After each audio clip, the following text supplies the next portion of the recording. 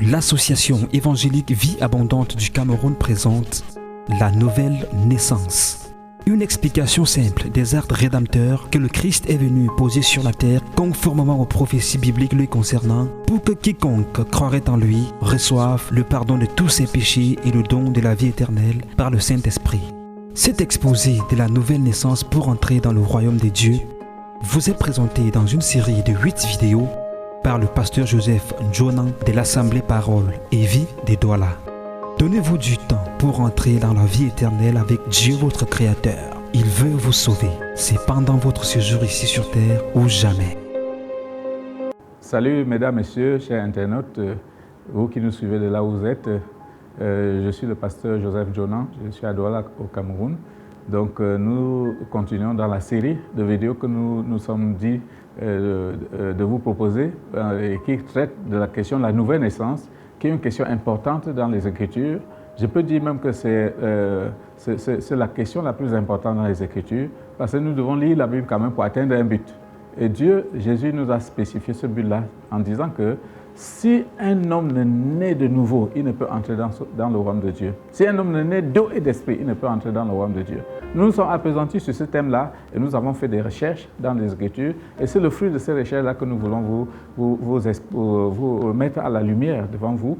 Et hier, nous avons déjà fait une première vidéo pour nous montrer que c'était une question importante, que Dieu agissait toujours sur la base des promesses qu'il a données et que Dieu a donné les promesses et il est venu les accomplir. Dans celle-ci maintenant, nous voulons mettre en évidence dans l'Ancien Testament le sacrifice que le Seigneur Jésus est venu accomplir à la perfection. Parce que la Bible nous dit dans Hébreux chapitre 10, verset 1 à 7, qui est le passage clé qui nous localise dans l'Ancien Testament le sacrifice que le Rédempteur, le Seigneur Jésus, le Messie, est venu accomplir à la perfection. Donc, Hébreux chapitre 10, verset 1 à 7, nous dit très bien de quel est le sacrifice que Jésus est venu accomplir. Et il y a beaucoup plus dans ce chapitre-là. Il nous dit que bon, parce que le sang des taureaux et des boucs ne pouvait pas rendre pure une âme sur le rapport de la conscience. Donc, c'est pour ça qu'il dit que il dit là-dessus, j'essaie de paraphraser, mais vous allez lire ce passage-là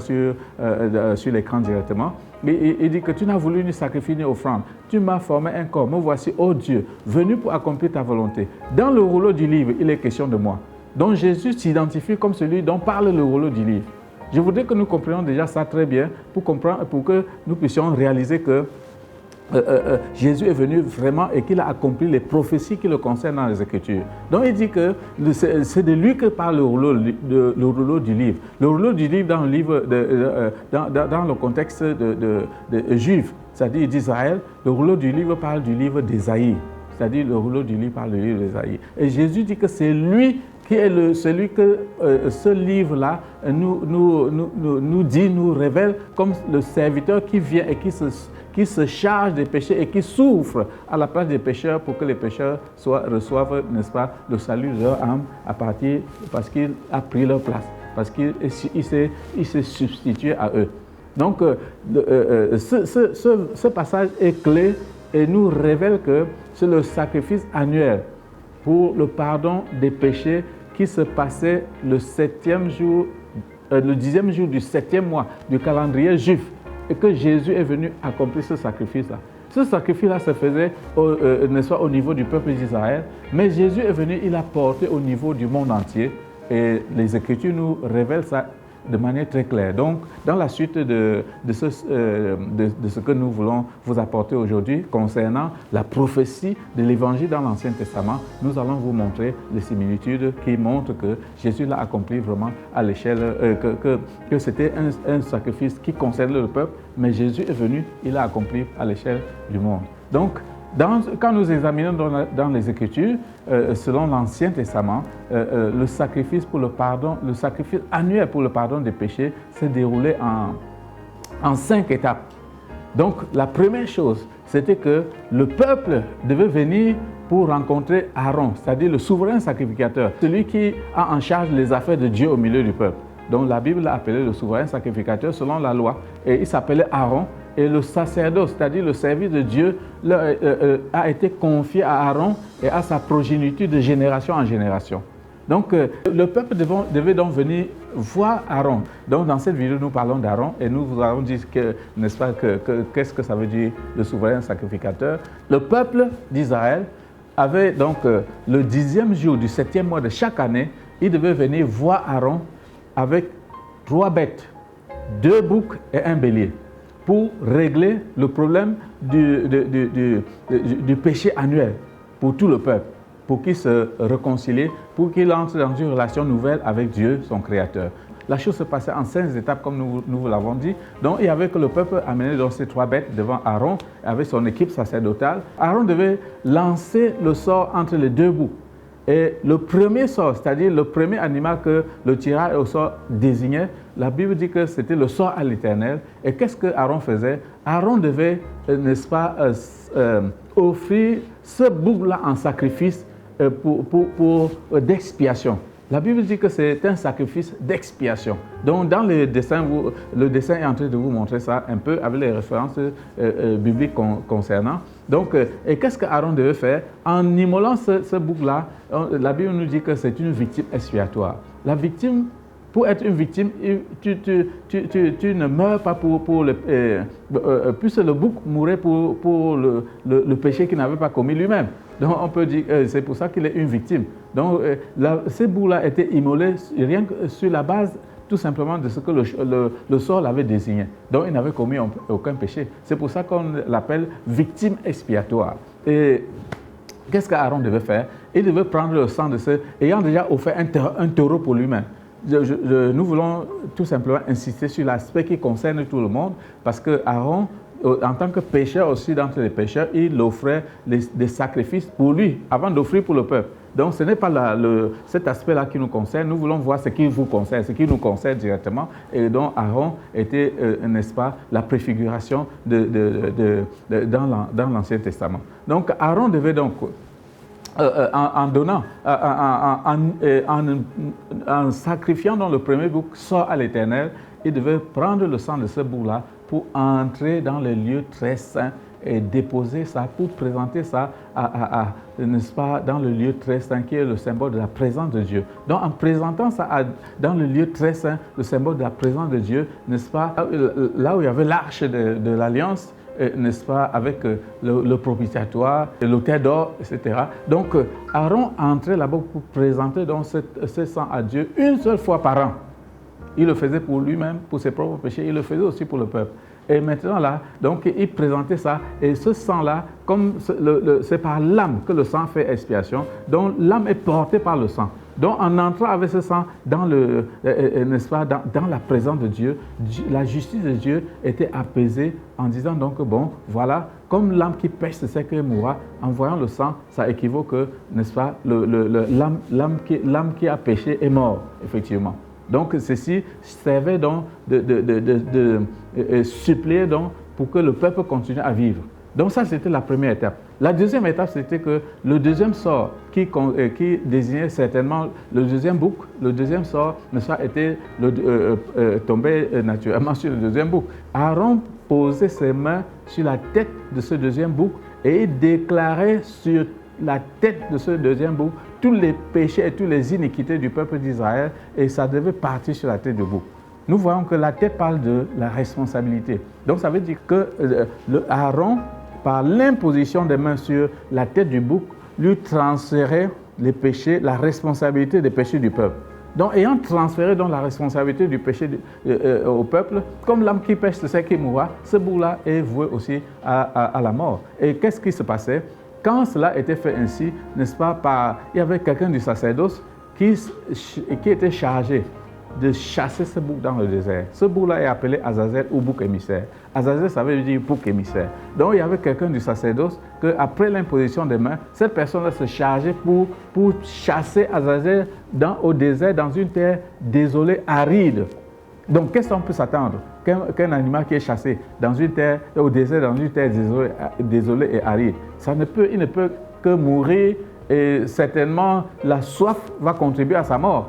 Donc Azazel devait certainement mourir au désert après de longues souffrances. Et nous devons noter un clin d'œil pour dire que Jésus aussi, quand il fut sorti du baptême d'eau on dit qu'aussitôt, dans le livre de Marc, on dit qu'aussitôt, le Saint-Esprit l'a poussé au désert.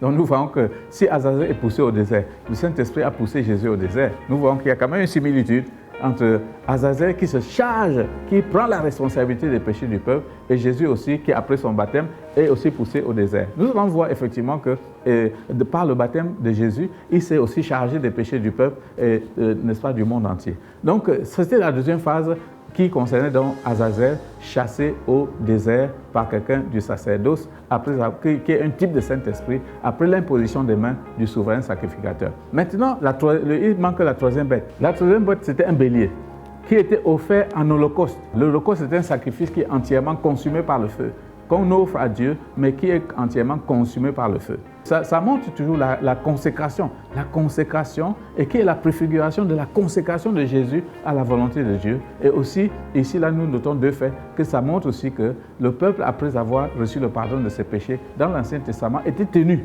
n'est-ce pas, à se consacrer à Dieu. C'est tout à fait une question de bon sens, que si le peuple reçoit le pardon de ses péchés, il faut bien qu'il se consacre à Dieu. Donc, le bélier de l'Holocauste a été le symbole de la consécration. Et maintenant, dans l'ère actuelle, quand nous acceptons le salut, quand nous recevons le Seigneur Jésus, la chose la plus naturelle qu'on s'attend, c'est que nous soyons engagés pour Jésus. Si nous acceptons le salut, on n'est pas engagé pour Jésus, c'est qu'on a vraiment blagué. Donc, le bélier était l'illustration de l'engagement que nous devons prendre si nous acceptons le salut de Dieu. Et nous pouvons trouver une référence biblique qui soutient cela dans le livre de Romains chapitre 12, versets 1 à 2. Vous pouvez lire et vous allez voir que ça parle donc de la consécration. Et sur ce point-ci, nous voyons un passage biblique pertinent. C'est dans Hébreux chapitre 13, versets 11 et 12. Il est dit que l'Holocauste, que le bélier de l'Holocauste était brûlé hors du camp. Et maintenant là, c'était une préfiguration de Jésus également. Et au verset 12, il dit que Jésus aussi, pour le pardon des péchés, a souffert hors du camp. Donc nous voyons que la Bible apporte beaucoup d'éléments pour nous faire voir qu'effectivement, il y a des similitudes évidentes entre ce qui se passait dans l'Ancien Testament et ce que Jésus est venu accomplir exactement. Donc ici, ici nous arrivons, n'est-ce pas, ici à la cinquième étape des choses qu'il fallait faire dans l'Ancien Testament pour avoir le pardon de ses péchés. Nous pouvons voir que, en fait, pour avoir le pardon des péchés dans l'Ancien Testament, il y avait tout un processus. Déjà, le peuple était là comme des témoins. Par leur accord à être présent à cette cérémonie-là, ils étaient des témoins. Donc, nous pouvons dire que le peuple était là comme des témoins, et comme des témoins en accord avec ce qui était en train de se passer, effectivement. Et nous pouvons aussi voir que, n'est-ce pas, ça se passait dans la présence de Dieu.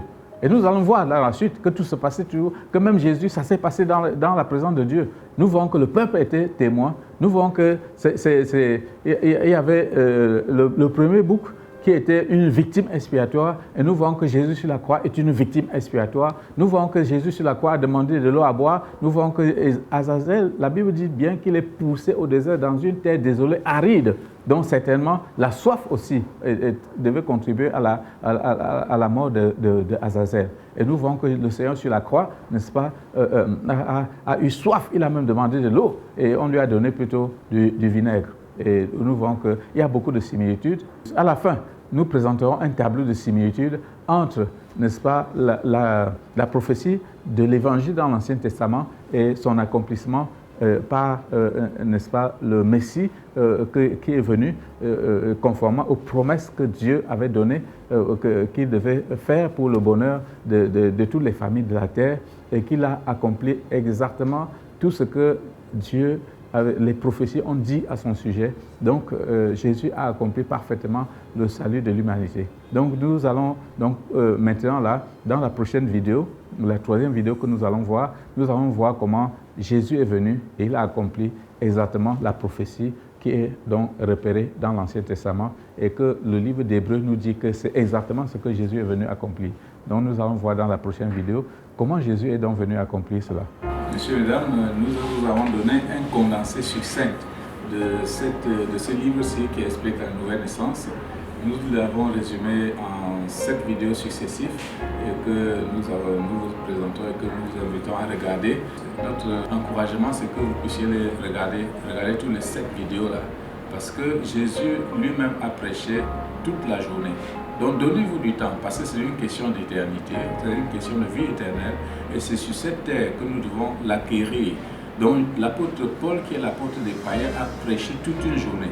Nous avons fait l'effort dans ces 7 vidéos que nous invitons à lire, de suivre leur exemple, de donner le maximum d'explications possibles et en nous appuyant sur les Écritures et pour vous inviter donc à réaliser, n'est-ce pas, que Dieu, le Dieu de la création, le Dieu de notre Seigneur Jésus-Christ, le Dieu d'Abraham, d'Isaac et de Jacob, a accompli le salut du monde entier en envoyant Jésus et que nous devons croire en lui pour être sauvés, nous devons croire en lui pour retrouver la communion perdue, pour retrouver la vie éternelle auprès de Dieu. Amen.